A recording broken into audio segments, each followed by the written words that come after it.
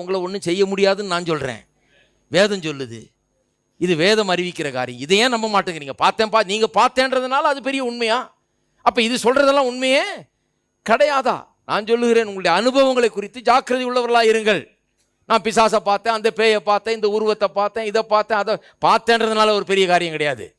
அந்த பார்த்தேங்கிறதே தப்பான இடத்துலேருந்து ஆரம்பிச்சிருக்குது. இந்த பேய் இருக்குது, இந்த சாபம் இருக்குது, அதுன்னு சொல்லி சொல்லி சொல்லி சொல்லி சொல்லி தான் இந்த அனுபவங்கள்லாம் வர ஆரம்பிச்சிருக்குது. ஹலோ, இருக்கீங்களா? அப்படியே பார்த்தாலும் அந்த பார்த்ததுனால அதுதான் உண்மை, பேய் இருக்கிறது தான் உண்மை, சாபம் நீங்கினது உண்மை இல்லைன்னு சொல்ல முடியாது. சாபம் நீங்கினது தான் உண்மை. பேய் அங்கே இருக்கலாம், ஆனால் அந்த பேய் உங்களை ஒன்றும் பண்ண முடியாது. தலையை காட்டலாம், உருவத்தை காட்டலாம், நாக்கை காட்டலாம், பல்லை காட்டலாம், வாயை காட்டலாம், ஆனால் ஒன்றும் உங்களை பண்ண முடியாது. அது பண்ண முடியும் நீங்கள் நம்புவீங்கன்னு அந்த பேய் எதிர்பார்க்குது. ஆனால் நான் சொல்லுகிறேன், உலகத்தில் இருக்கிறவரிலும் பெரியவர் உங்களுக்குள் இருக்கிறார். அதையே யோசிக்க மாட்டேங்கிறீங்க? அதை ஏன் ஜனங்க யோசிக்க மாட்டேங்கிறாங்க? கொஞ்சம் யோசித்து பாருங்க. பெரியவர் உங்களுக்குள்ள இருக்கிறார்.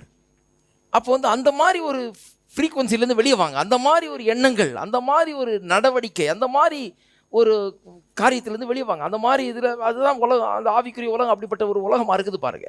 அதுலேருந்து வெளியே வாங்க, கொஞ்சம் வித்தியாசமானவர்களாக இருங்கள். அப்போ நான் ஆலயத்துக்குள்ளே வந்த உடனே நான் கர்த்தருடைய பிரசன்னத்தை தான் எண்ணி பார்க்குறேன். தேவ ஆவியானவர் இங்கே இருக்கிறார். எந்த பிசாசிங்க ஒன்றும் பண்ண முடியல, ஒன்றும் பண்ண முடியாது. பிசாசெல்லாம் ஆச்சரியத்தோடு வேடிக்கை பார்த்துட்டு இருக்கு இந்த இடத்த இன்னைக்கு. ஏன்னா ஒன்றும் பண்ண முடியாது. புட்டு வைக்கிறாங்க நம்மளை பற்றினு தெரியும் பிசாசுங்களுக்கெல்லாம். அதனால் ஒன்றும் பண்ண முடியாதுன்னு தெரியும். நீங்கள் பண்ண முடியாதுன்னு நீங்கள் அதை உறுதிப்படுத்த வேண்டும் இல்லையா? அதை விட்டு போட்டு சும்மா அதுலேயே கவனம் செலுத்தி கொண்டு இருக்கக்கூடாது. டெபிள் மைண்டடாக இருக்கக்கூடாது. இதில் என்ன பிரச்சனைன்னு பாருங்கள்.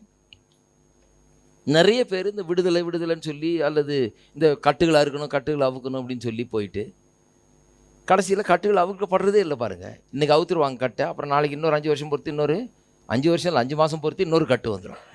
இவங்களுக்கு இந்த சாப கட்டுகள்ன்றது அப்பப்போ வர்றதும் போகிறதுமா இருக்குது. அவங்க என்ன நினைக்கிறாங்க, பிசாசு எப்போ வேணால் கட்டலாம், எப்போ வேணால் அவன் பாட்டுக்கு கடகடன் உள்ளே வரலாம், கடகடன் நம்மளை கட்டிடலாம், கடகடன் சாப கட்டுகளால் நம்மளை நிரப்பிடலாம். அவன் is free to two anything. நமக்கு என்ன வேணுமென்னாலும் அவன் செய்யலாங்கிற ஒரு எண்ணம் சில விசுவாசிகள் மத்தியில் இருக்குது.